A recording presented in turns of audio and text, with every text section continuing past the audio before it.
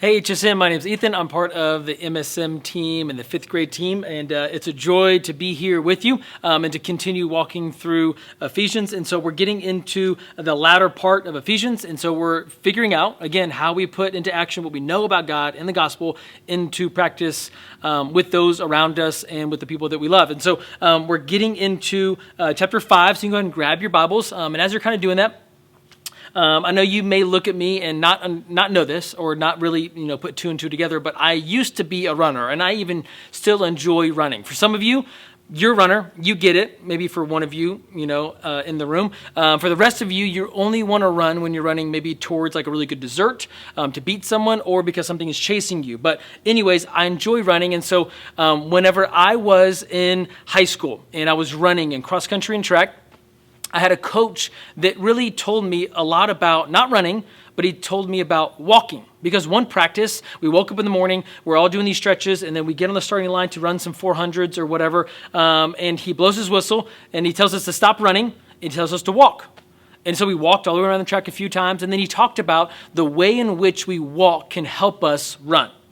And so what he was essentially saying was most of the time for short distance runners, they're running kind of on the pads of their feet, like kind of with their toes, kind of heels up off the ground. They're kind of leaning forward as they run. And so for long distance runners, slow runners like me, they're usually striking with their heel and they're kind of rolling. And so the way he told me how to walk or kind of how to run changed the way that I saw the way that other people walked. It actually even made me really aware of how I walked myself. And was I kind of up on my toes, or was I kind of back on my heels? And so anyways, the reason why I bring that up is not because Paul's telling us how to walk physically, but he is telling us how to walk spiritually, emotionally. And what we're going to talk about today is how to walk relationally. Because if you want to look at your Bibles, verse 2 of chapter 5, it says to walk in love. And so again, we're learning how not just to think, but how to walk in this new gospel lens, gospel seeing way. And then if you look at verse 15, it says, look carefully how you walk, not as unwise, but as wise. And so he's helping us understand how do we as believers walk that is wise, that is in love, that is being a gospel-centered student. And so he's going to then give us three examples of earthly examples that kind of give us some spiritual principles of how to walk, some relationships in and around us that we all have, that we all hopefully will understand, and how we should walk in them as believers. And so the first is to marriage, wives and husbands. If you want to look at verse 22, it says, wives, submit to your own husbands as to the Lord. And then he talks to the husbands in verse 25. He says, husbands, love your wives as Christ has loved the church and gave himself up for her. And so what we see is that the gospel affects the relationship of husbands and wives. So wives are submitting to the leadership of their husbands, and husbands are sacrificing themselves for their wives. The truth that this should lead us to is that we submit to God as he sacrifices for us. That word to submit, it means to address under or to put under. It's actually a term that they would use in war for soldiers and their superior officers. And so for the soldier, they would submit their desires, their wills, their wants under what the superior officer would want for them, their orders for them. And so the soldier would submit underneath that, but the only way that works is if the soldier understands that his or her superior officer would sacrifice himself or herself for them. Because if I know that someone leading me is going to be sacrificial, I'm going to submit myself to them. And that's exactly what we should do with God, is we submit our wills, our wants, our desires under what he has for us. Why? Because he has sacrificed everything for us. And so therefore we submit everything under him. The second relationship that walking in love and walking in the gospel affects is that of children and parents, the family. You look at verse 1 and 4 of chapter 6. So verse 1, it says, children, obey your parents in the Lord, for this is right.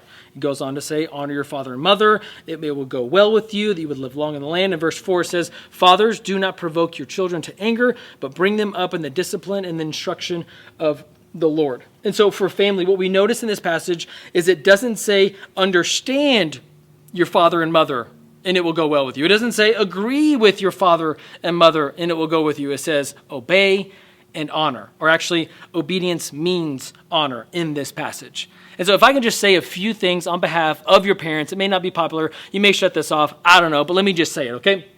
First is no parent is perfect. I have 3 kids, 5, and then twins that are 3. I tell my 5-year-old pretty often, hey, you were my first 5-year-old that I've ever parented. So give me some grace. I don't know what to do in this situation. The second truth that we understand is that every parent wants the best for their kid. I know there may be some outliers and we live in a broken world, and so therefore there are broken relationships in families.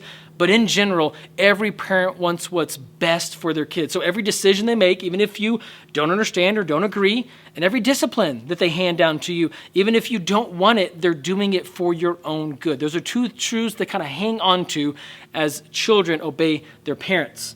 But it also says that fathers do not provoke your children to anger, but to bring them up in the discipline and instruction of the Lord. This gospel lens that we see relationships, how we walk in our relationships in our family, in the home, should lead us to the truth that we honor God in obedience as he leads us in instruction. The gospel-changing way that we see our family is that we honor God in obedience and we lead as he leads us in instruction. The last relationship that we see that we should walk in and we put this head knowledge into action in the relationships around us is in the workplace, is what I will call it. It says in verse 5, bondservants, obey your earthly masters with fear and trembling, with a sincere heart as you would Christ. And then it says in verse 9, if you want to skip a couple verses, masters, do the same to them. Stop threatening, knowing that he who is both your master and yours in heaven, and that there is no partiality with him. And so a few things about the workplace or work in general is, one, we were made for work, right? God gave Adam and Eve dominion to work the garden. Work is good. It's not this thing that we necessarily have to do, but it's something that God has made us for. The second thing is that when you work, you are working for the Lord. So it doesn't matter if you're bagging groceries at Brookshire's. It doesn't matter if you're wrangling kids at Urban Air, okay? You are working unto the Lord. And the third thing is if you're in leadership, maybe even in the home, or you're over a committee or over a group at school, it means that you can lead people to Christ with your leadership, or you can lead them away from Christ with your leadership. But whether you're an employer or an employee, you're working unto the Lord. And what this truth gives us about the workplace is that we fear God with sincere hearts as he loves us impartially. Is that God has led us sacrificially. And that is the good news of the gospel. And that should affect wives and husbands and spouses and families. It should affect children and parents. It should affect bondservants and masters. It should affect the way you work, the way you live, the relationships in and around you. To walk in love, to walk wise, but not as unwise. Hope this is helpful for some really good conversation in small groups. Love you guys. See y'all.